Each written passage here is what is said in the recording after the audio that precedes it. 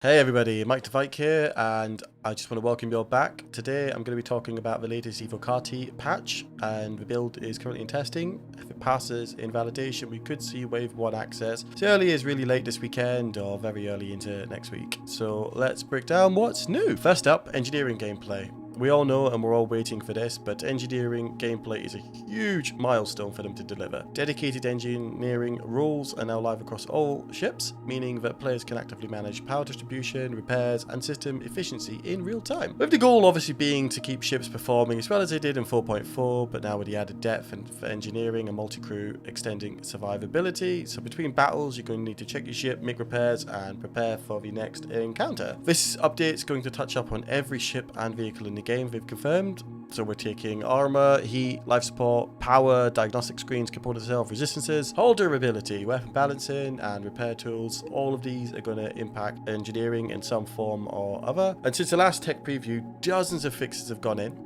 Things like disabling fire from bullet hits, tuning power plant overheating, boosting coolant efficiency, reducing critical failure threshold, and a whole host of other things like ballistic cooldowns, lowering radar heat, and tying the ship's health into critical systems.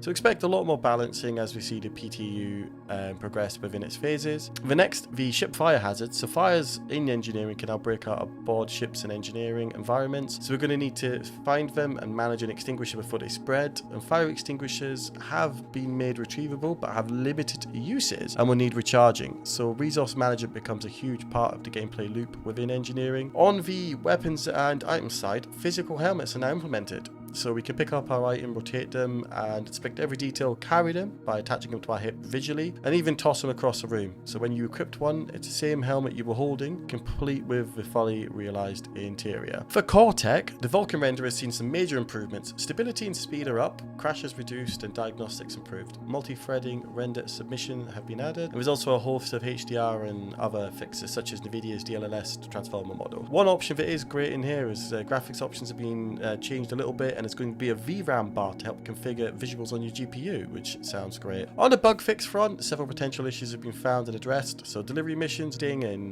freight elevators, so not completing, that's been fixed. Comm array hacking, not clearing a monitored space. Vehicle claim issues at the Nyx jump point stations. Stationary hostile NPCs in Nyx. Vandal wildlings not triggering.